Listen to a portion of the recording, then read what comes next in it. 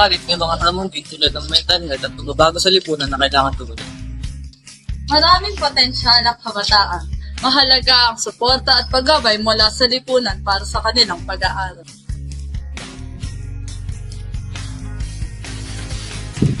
Kabataan ay may iba't ibang interes o pinagkakakilan. Maaari rin sila ay nag-aaral o nagtatrabaho, sumasali sa mga extracurricular na gawain gaya ng pagsali sa sports at singing. Maaari rin silang makisalamuha sa kanilang pamilya, mga kaibigan.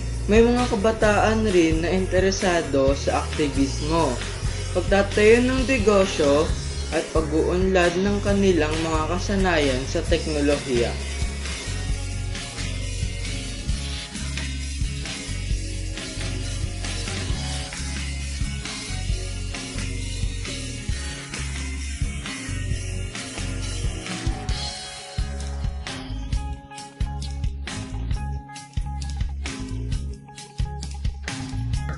Laban sa mga issue tulad ng mental health at iba pang mga sakit.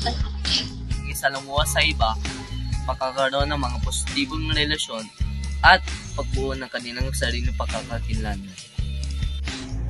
Paghahanap ng trabaho at pagpaplano ng kanilang karera at pag-aaral sa mga bagong kasanayan.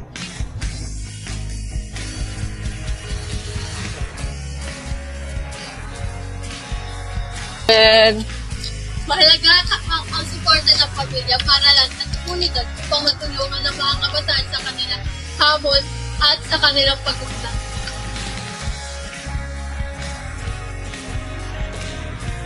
Pangkaraniwang bagay na nakakapit sa sugaan ay kahirapan, mga distraction at wala ng pagkakas.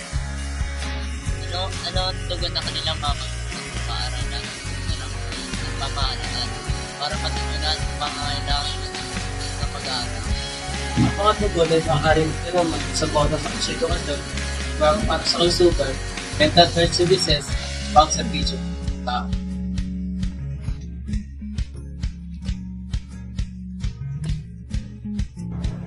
Magandang solusyon para sa mga kabataan ay ang aktibong pakikilahok sa komunidad, pagsisimba at magdarasal, at pagtanggap ng suporta mula sa pamilya at paaralan.